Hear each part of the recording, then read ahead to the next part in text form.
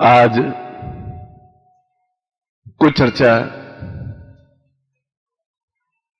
कबीर पर भी कर ले, क्योंकि सैकड़ों संत, महात्मा, योगी, यति, सन्यासी हुए हैं। सैकड़ों ने अपनी अपनी भावनाओं को शब्दों के माध्यम से व्यक्त किया है, परंतु कबीर की धज, कबीर का चिंतन, कबीर का विचार, कबीर का धारणा शक्ति अपने आप में अलग है।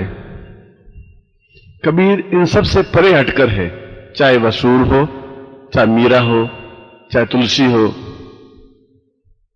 चाहे और कोई भक्त कवि हो, क्योंकि कबीर अलमस्त है, फक्कड़ है, न वह सन्यासी है न वह गृहस्थ है। गृहस्थ होते हुए भी पक्का सन्यासी है, चार चार पत्नियों के होते हुए भी वह निश्चिंत है, क्योंकि वह सन्यासी है। वह जुलाहा है और सूत के धागा के ताने बाने को बुनते हुए उसने जो कुछ कहा वह अपने आप में इतिहास में अमर हो गया। ऐसा होते हुए भी वह फक्कड़ रहा, न किसी का लेना, न किसी का देना, न समाज की परवाह, न घर की परवाह, और सन्यासी वत होते हुए भी पूरा गृहस्थ रहा। कमाल और कमाली जैसे बेटे और बेटी होते हुए भी उसने कभी आंख उठा करके भी घर की तरफ या गृहस्थ की तरफ देखा ही नहीं, क्योंकि उसका चित्त कुछ और रंग में रंग गया था, कुछ और भावनाओं में बह गया था। इसीलिए कहा है कि सभी संतों को, सभी भक्तकालीन कवियों को समझा जा सकता है, पर कबीर को समझना बहुत कठिन है। क्यों? कबीर ने जो कुछ कहा है वह दो टूक कहा है, स्पष्ट कहा है। वह किसी जाति, धर्म या संप्रदाय में बंद करके नहीं बोला। अगर उसने मुसलमानों को कहा है कि कांकर पाथर जोरी के मस्जिद लई बनाए, ता चढ़ी मुल्ला बांग दे, क्या बहिरा हुआ खुदा है, तो हिंदुओं को भी पूरा फटकार लगाता है और बोलता है कि पाथर पूजे हरि मिले, तो मैं पूजूं पहाड़। अरे ताते ये चक्की भली, पीस खाए संसार। इसलिए वह किसी धर्म का नहीं था, वह किसी संप्रदाय का नहीं था, वह परिवार का भी नहीं था, वह सबका था और किसी का भी नहीं था। इसलिए तो कबीर को फक्कड़ कहा है, इसीलिए तो कबीर को अलमस्त कहा है, इसीलिए तो कबीर को एक क्रांतिकारी कहा है। जिस बात का लोगों ने विरोध किया, उस बात को उसने अवश्य ही किया। समाज के ताने सहे, समाज से बहिष्कृत हुआ, घर वालों की फटकार सुनी, परिवार वालों के लांछन सहे, सिर से उठ उठ के चले जाने लगे। मैं उसने कहा मुझे इस बात की चिंता नहीं है, जो मैं कर रहा हूं दो टूक कर रहा हूं और साफ साफ कर रहा हूं, जो मेरे मन में आ रहा है मैं वह कह रहा हूं, जो मेरे घटका अंदर का राम बोल रहा है मैं वह बोल रहा हूं। इसीलिए कबीर मुझे बहुत प्रिय है।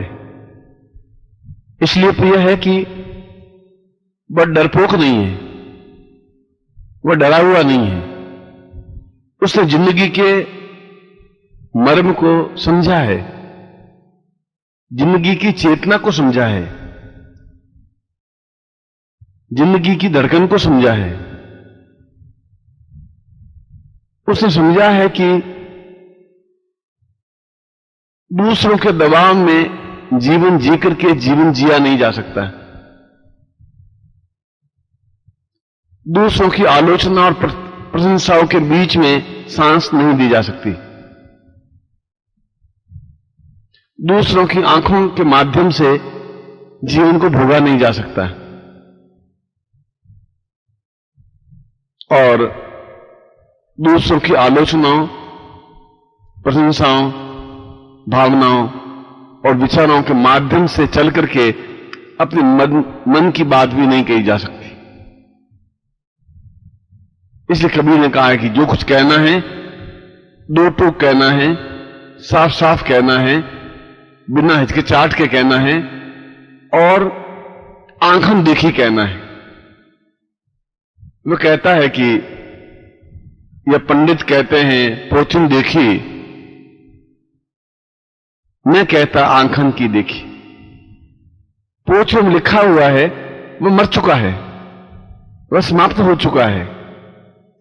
कोई समय वह बात सत्य रही होगी, मगर आज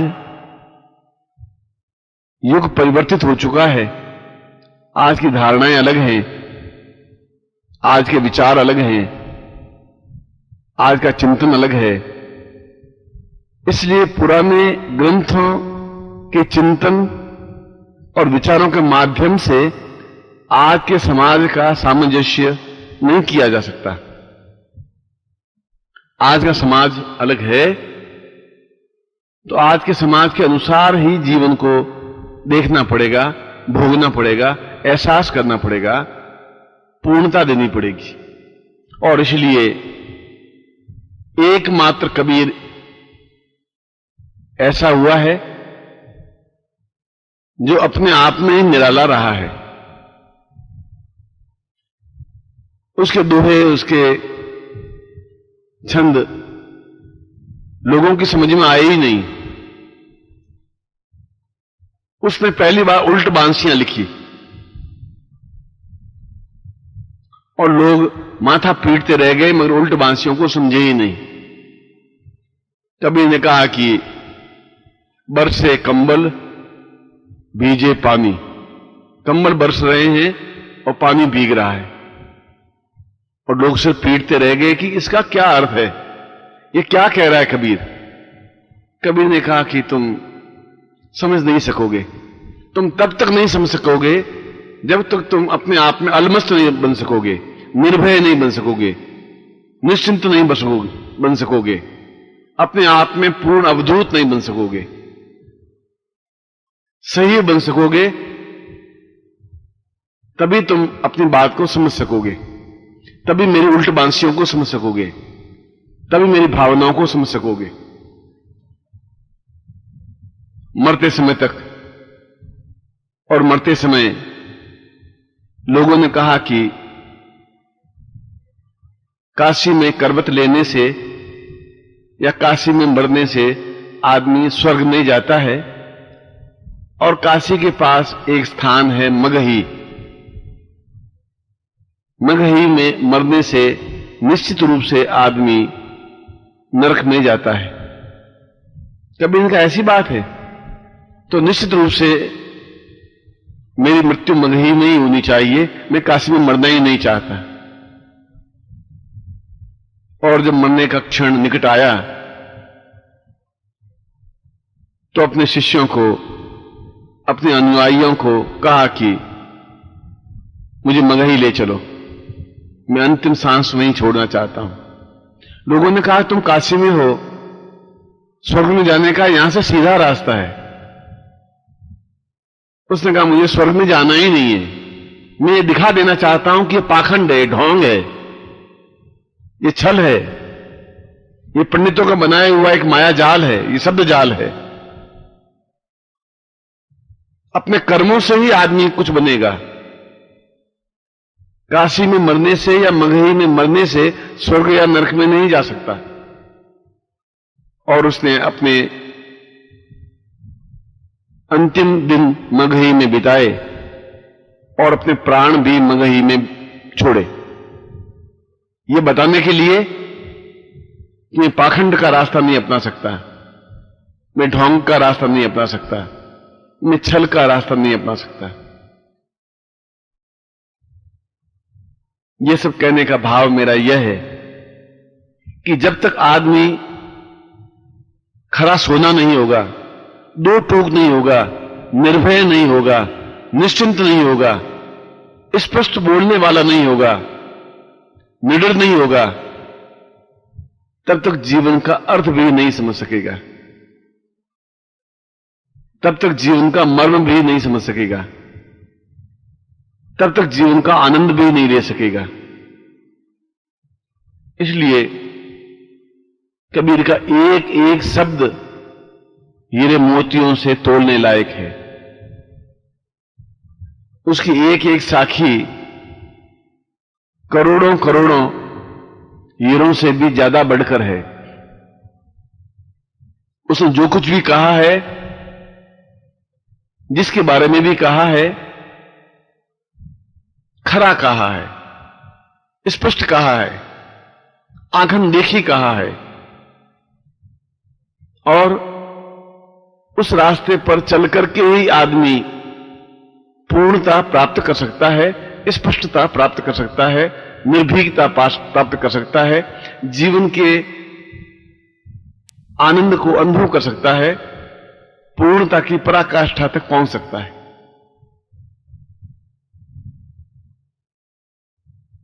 कबीर ने कहा है कि मैं तो राम की बहुरिया, मैं मुसलमान भले ही हूं, मैं भले ही जुलाहा हूं, मगर राम मेरे घट में बैठा हुआ है,